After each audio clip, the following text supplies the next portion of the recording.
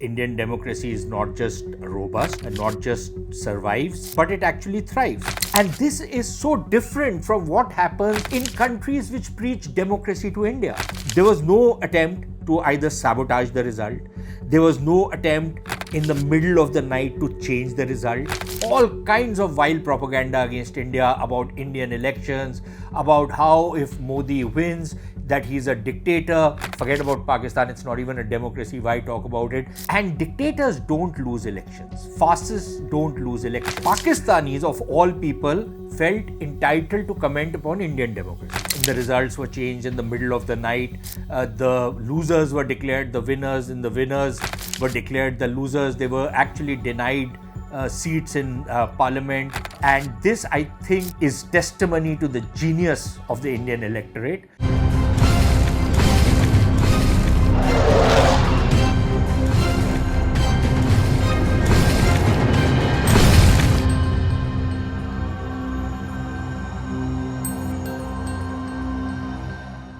So the mother of all elections in the world, the largest electoral exercise in the world, in history in fact, is over in India.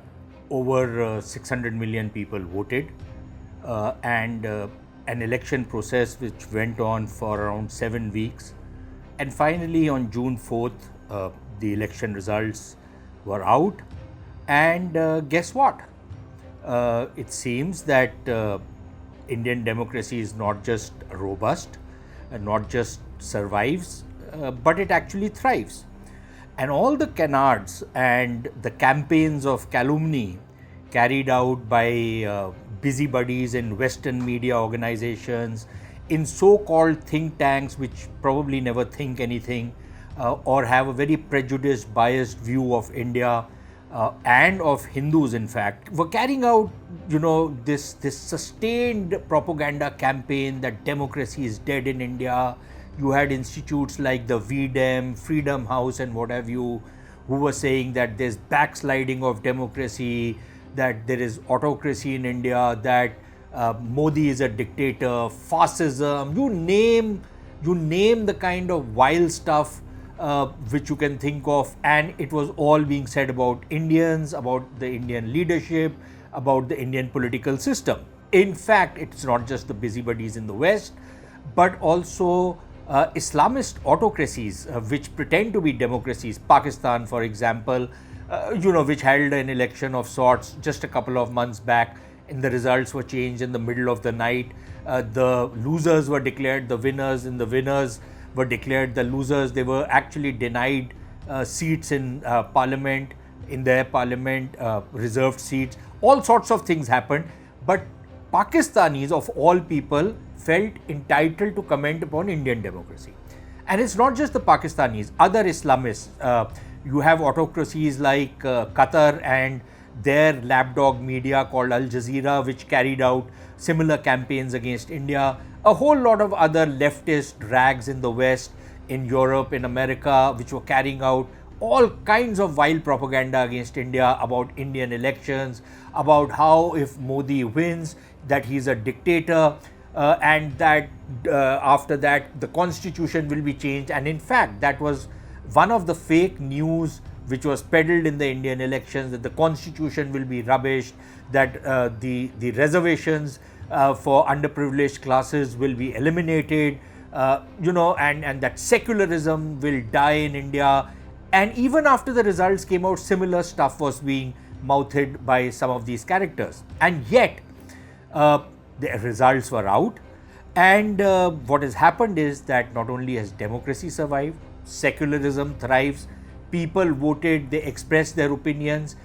But I think the most surprising thing is that somebody who was supposed to be a fascist, somebody who was supposed to be the destroyer of democracy in India, somebody who was supposed to be Hitler's incarnate, actually, lost a major chunk of his support in the elections. And dictators don't lose elections. Fascists don't lose elections. Fascists fix elections and win them handsomely. Look at Pakistani referendums. No dictator has lost a referendum, ever. In fact, they get something like 97, 99% votes in referendums. And these are characters who will comment upon Indian democracy and the faith that not only the people in India have on democracy, but even the politicians. And notwithstanding some rather unfortunate statements which came out on the eve of counting day from people in opposition parties, threatening violence and all kinds of things, when the results started pouring in, everybody accepted them.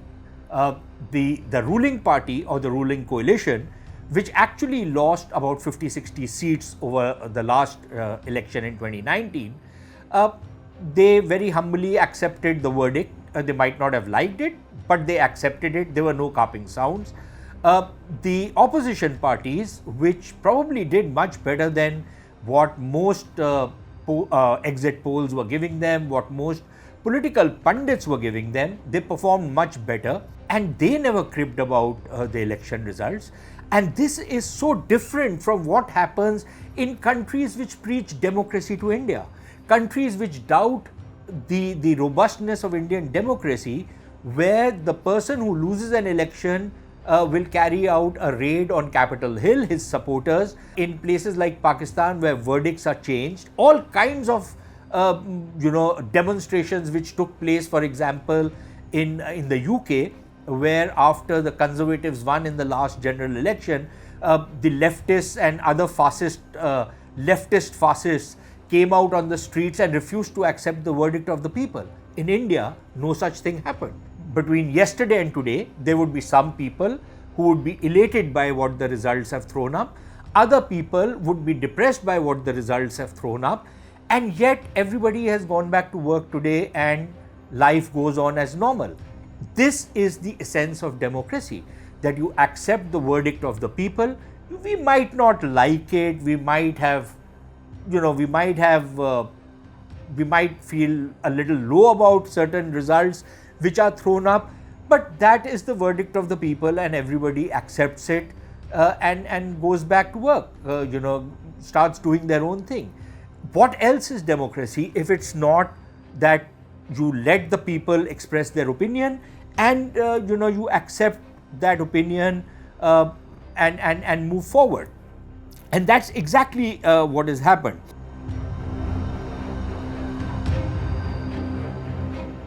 The thing is that there was no attempt to either sabotage the result.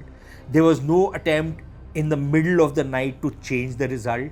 All that wild propaganda that the Election Commission of India is biased, that it is a lapdog in the hands of the incumbent regime, that the EVMs have been hacked, that the EVMs will throw up results which will give a resounding victory to Mr. Modi. And in fact, there are some characters, some of them actually lawyers, who are saying, well, actually the EVMs have been hacked. Now these geniuses do not tell us that if the EVMs had to be hacked, why would they be hacked to give only 240 seats to BJP and even 99 seats to Congress? Why not give only about 45-50 seats to Congress and over 350 seats to BJP? If you have to hack, then you might as well do it properly. You might as well do it like dictators actually hack elections. But none of the stuff happened. So a lot of this propaganda is just that. It's just wild propaganda. But that has happened. Most people have ignored it. But I think it is important to call these characters out. There was one honorable MP who was giving us Churchillian dictums of we will fight on the beaches, as though there's some kind of a civil war going on. It was an election, and all sensible, sober people accepted the verdict, whether they liked it or not. Now, the great thing about the result that has been thrown up by the Indian election is, and this I think is testimony to the genius of the Indian electorate, and you might say that I'm trying to put a bit of a spin on it, is that this result has given everybody something to celebrate. So for example, you have the ruling coalition, which is likely to come back in office, which has in many ways lost a huge chunk of their seats in parliament, their vote share might not have gone down. In fact, in some cases might have actually gone up. They might have scored some big victories in some states and some regions where they were not present in the same numbers earlier. But despite losing those numbers, they are in a position to stay on in government and form a new government, albeit a coalition government. So, they have something to walk away with. You have the opposition, which seemed to be in a disarray, and exit pollsters, for example, were not, giving them much of a chance anyways. And they can claim that, well, they have performed exceedingly well. It's now going to be a very, very strong opposition in parliament. It will be an opposition which will ensure that it will hold the government accountable. And this is something which many people in India actually wanted. They want a strong opposition as a kind of a check and a balance on a government, so that decisions are taken with a certain degree of consensus building rather than through diktats. But the fact is that the opposition can go back and claim a victory of their own. So I think everybody has got something.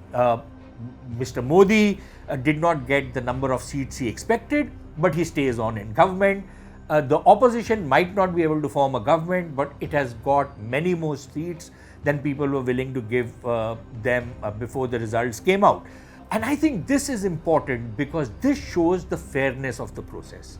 This shows how, despite all the, the minor complaints about, something which might not have been entirely proper in some remote corner of the country, despite all of that, the results which have come out, nobody has complained that there was any kind of mass rigging. There might have been a couple of booths where violence took place. Violence actually happened only in one state, which is supposed to be the great bastion of secularism, West Bengal.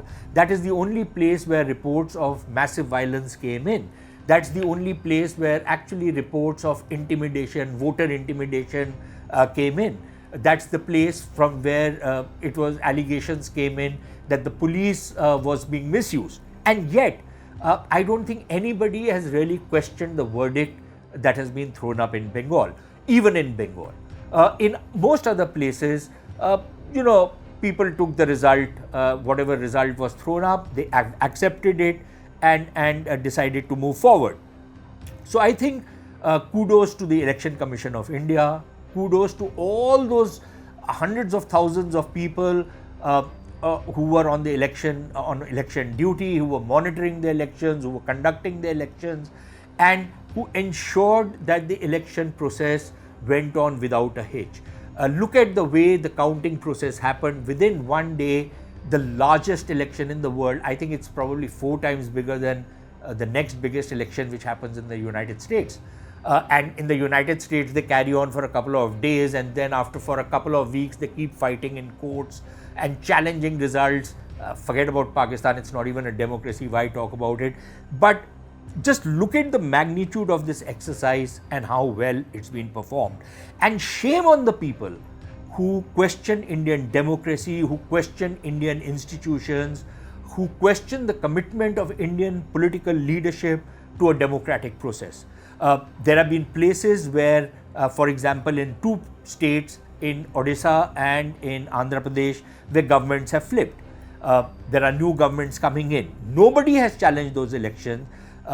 The incumbent chief ministers who have lost the elections have very gracefully accepted their defeat, gone to the governor and handed over their resignations, and the winners will be sworn in within the next couple of days.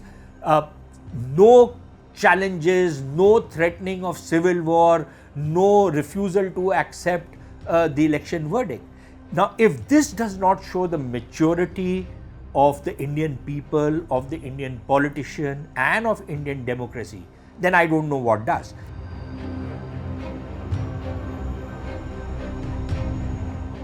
Really, I think what the Indian people have done is deliver a massive slap on the face of all those who questioned the commitment of India and Indians to democracy.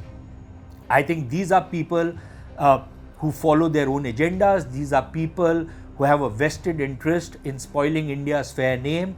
These are people who are carrying out an ideological campaign simply because somebody who wins an election does not suit their purpose. So they must fling all kinds of filth on people and question the entire process and undermine the sanctity of the process so that they can get the kind of result they want. For these people, and these are the real fascists. They pretend to be liberals, but these are the real fascists, because for them, democracy is only when they win.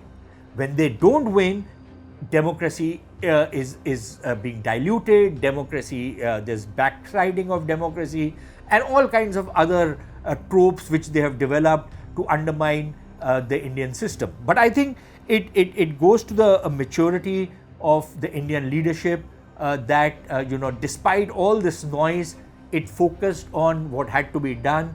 It allowed the institutions to work. It allowed the institutions to complete their work without any let or hindrance. There was no such thing as stopping funds, trying to fiddle around with the system, nothing of the sorts, and everything went on without a hitch. So I think there are many lessons that the world can learn from Indian democracy, from the Indian electorate, from the rich and the famous to the nameless and the poor. Everybody participated in this exercise with a lot of passion. This is an exercise which went on for 7 weeks in the heat of the Indian landmass, in temperatures where it is difficult to even walk out in the open sun. People campaigned, people attended rallies. There was a lot of excitement, lot of passion, and yet we did not see the kind of nonsense which we see in some Western countries, which pretend to be the ठेकेदार्स of democracy, or some Islamist countries, jihadist countries like Pakistan, which claim to be democracies but which are anything but that. It's important that we now make sure that these kind of voices which question our democracy, if there are valid questions, they must be raised. If there are doubts, certainly those doubts must be raised and they must be answered. But these kind of very sustained, persistent campaigns smacks of an agenda. It does not smack of, it does not give you the sense that these are people who are actually trying to correct something which is wrong. These are people which are actually trying to make wrong something which is moving on in the right direction. So I think these are people who really need to be challenged and should not be allowed to get away scot-free. But finally, I think it is important to say that there will be more such campaigns going forward. Given the kind of verdict that's been thrown up, I think there will be people who will not stop and who will not accept the verdict of the Indian people. In fact, what they will see is that the verdict which has been thrown up means that their pet peeve or their object of hate, which is Mr. Modi and his allies, they need to be undermined, they need to be questioned, they need to be targeted in a sustained and persistent manner, and I think more of that will happen. And I really would expect that today it's happening to Mr. Modi. Tomorrow, if he demits office, there's somebody else from the opposition who comes into office. The same thing will happen to them. And I think it is duty of us as Indians to ensure that the kind of interference and meddling which has taken place from outside India, from Western countries, from Western media organizations, from some very sinister kind of organizations, NGOs from the West, which have tried to fund some of these campaigns inside India. I think it is the duty of all Indians to ensure that this kind of activity is not allowed, because this is our country, this is our democracy. Somebody will win, somebody will lose. We will all continue to stay in this country and continue to thrive in this country. And for somebody to undermine our democracy means that they are trying to undermine our country. They are trying to undermine this nation, and that is something we must put a stop to.